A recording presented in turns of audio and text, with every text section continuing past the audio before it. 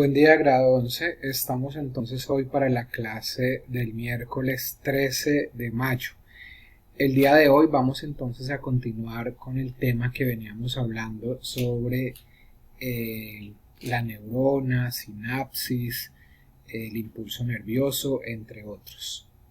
Bueno, vamos a recordar un poco con esta imagen la estructura acerca de la neurona. Recordemos que la neurona va a ser la unidad de origen estructural y funcional del sistema nervioso. Las neuronas, ya había dicho que es una célula es una célula que se ha modificado, ¿cierto? Que ha modificado sus partes. Entre ellas, por ejemplo, vamos a encontrar algunas estructuras que nos llaman la atención, como el cuerpo celular, que va a estar rodeado por unas dendritas, que son las que reciben el impulso nervioso.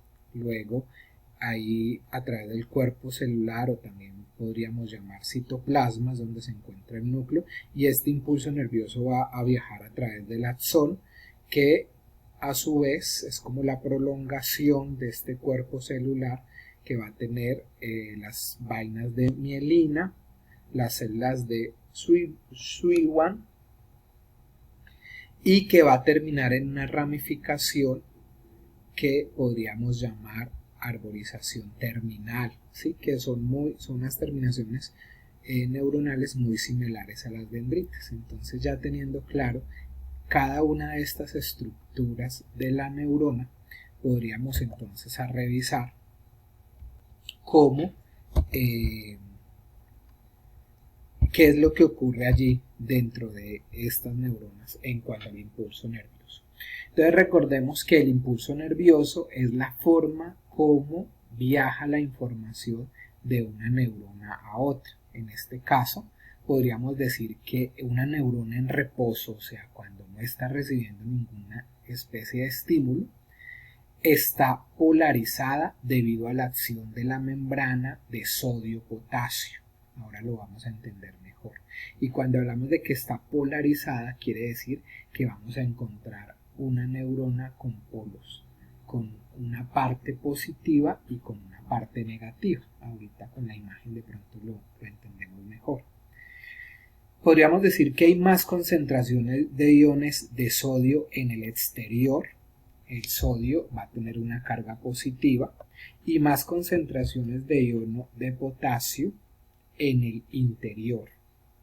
Entonces, cuando se expulsa 3 moléculas de sodio por 2 moléculas de potasio, esto va a permitir algo que se llama la bomba sodio-potasio, que para que lo entendamos está acá esta figura. Entonces, en el exterior vamos a encontrar la carga positiva, ¿sí? En el interior vamos a encontrar la carga negativa. Esta sería una neurona sin ninguna presencia de estímulos.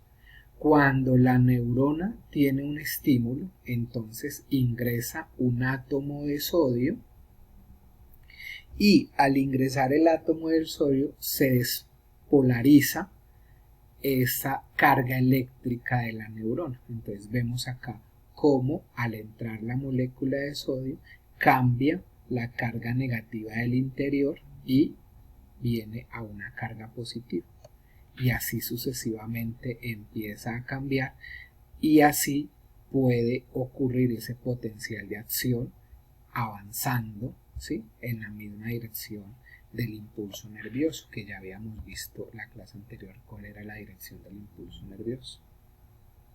Entonces podríamos decir que la llegada de un estímulo provoca la apertura de canales de sodio. El sodio entra a favor del gradiente y se produce la despolarización de la membrana. ¿Qué quiere decir esto? Que afuera de las neuronas hay más sodio que en el interior, y al haber más puede ingresar fácilmente. Es cuando yo abro la puerta de mi casa, afuera de la puerta de mi casa hay más oxígeno que adentro. Entonces, cuando yo abro la puerta, puede correr más fácilmente el oxígeno del exterior al interior. Pasa lo mismo acá. Bueno, podríamos decir que se cierran los canales de sodio y se abren los canales de potasio, así sale potasio y la membrana se repolariza. La bomba de sodio-potasio restablece las concentraciones iniciales, o sea que todo tiende a volver a lo inicial. Entonces esta es la parte inicial, cargas positivas en el exterior, cargas negativas en el interior. Cuando avanza, cuando entra el estímulo, entonces el sodio ingresa, se despolarizan las cargas y mediante va avanzando se vuelve a la normalidad, como muestra acá en la figura. Para que lo entiendan un poco más, entonces aquí tenemos un ejemplo con algunas figuras donde nos está mostrando ese impulso nervioso, ¿sí? Nos está mostrando cómo entra el impulso nervioso, cómo las cargas se despolarizan y cómo cambia, entendiendo esto cuando hay un estímulo y cuando entra sodio y potasio.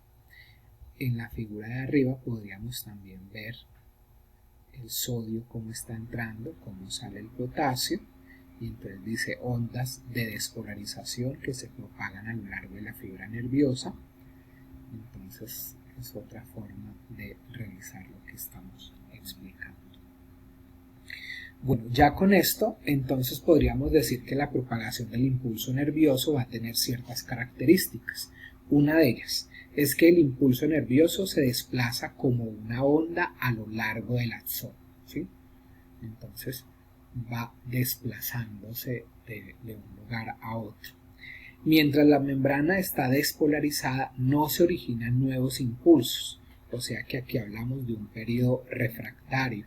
¿Qué quiere decir eso? Que cuando está ocurriendo el impulso, la neurona no puede estar obteniendo más información, ¿sí? Solo digamos que ocurre un solo impulso. Aquí nos hablan de que puede transmitirse entre 500 y 1000 impulsos por segundo. Por eso la rapidez del sistema nervioso. Y por último nos dice que el impulso se propaga más rápidamente en axones con mielina. La despolarización solo se produce en los nódulos de Rambier y esto digamos que es como una característica propia del impulso nervioso. Entonces estos 4 puntos los deben de retomar. Creo que son muy claros y los deben de retomar con estas figuras que yo les coloco acá en las diapositivas, ¿sí? Para que lo logren entender. Bueno, esas serían 4 características del impulso nervioso y ahora entonces nos vamos a hablar del proceso de sinapsis, que va muy de la mano con el proceso del impulso nervioso. Recordemos que el impulso nervioso es cuando la neurona recibe un estímulo y ese estímulo debe ser comunicado de una neurona a otra, o sea que aquí hablamos de sinapsis. Entonces dice, no hay contacto físico entre las neuronas, la llegada del impulso a la membrana presináptica provoca liberación de neurotransmisores como acetilcolina, noradrenalina al espacio sináptico y el neurotransmisor se une a receptores específicos de la membrana postsináptica y provoca a su vez polarización provocando el impulso. Entonces mire que acá estamos encontrando una serie de conceptos que tenemos que entender. Primero, vamos a encontrar que hablando de sinapsis, estamos hablando de la comunicación entre dos neuronas. Una neurona presináptica, que sería la de arriba, el espacio sináptico donde ocurre la sinapsis y otra neurona prosináptica donde recibe el mensaje. Entonces la presináptica es la que lleva el impulso nervioso, ¿sí? Y recordemos además que esta sinapsis ocurre mediante neurotransmisores, que van a ser estas sustancias que se guardan acá en estas vesículas, que podríamos llamarlas como vesículas sinápticas con las moléculas de neurotransmisores, y esos neurotransmisores son los que estimulan ese proceso sináptico. Aquí hay unos canales por donde entran esas sustancias y los vamos a llamar receptores de los neurotransmisores y son los que llevan. Entonces, por ejemplo, cuando nos acostamos, nuestro cuerpo, por ejemplo, produce ciertas sustancias como la melanina. Entonces, esa sustancia que puede actuar como un neurotransmisor viaja de una neurona a otra y así eso va a ir acompañado, por ejemplo, cuando los párpados se sienten cansados, cuando el ritmo cardíaco baja un poco, cuando nuestra respiración se vuelve un poco más pausada. Todo eso es gracias a esos neurotransmisores que viajaron de una neurona a otra para que ocurra ese proceso sináptico. Con esto, entonces, terminamos acá con estas figuras que cada una representa ese proceso sináptico, que representa qué es lo que ocurre, cómo viaja ese impulso nervioso. Y entonces mire que aquí ya estamos mezclando y de hecho estamos como engranando toda esa información de la estructura de la neurona, del impulso nervioso, cómo se alteran las cargas del impulso nervioso y cómo viaja la información. Recuerden que ustedes deben hacer resumen. Si no tienen términos claros, deben buscar esos términos como una especie de glosario.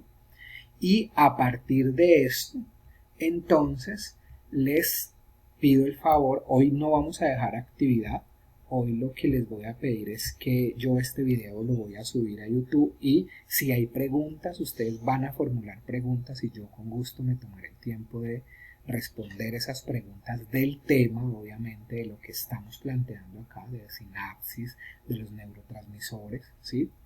Y ustedes van haciendo resumen porque hay que ir consolidando esta información para que ya en unas clases pronto formulemos una evaluación del tema. Entonces, muchachos, con esto me despido. Además de esto, les voy a dejar un video de sinapsis que va a ir ahí en el material dentro de la plataforma para que les ayude a comprender un poco el proceso sináptico. Espero que con esto tengan el tema pues explicado y sigamos avanzando en la temática. Feliz tarde.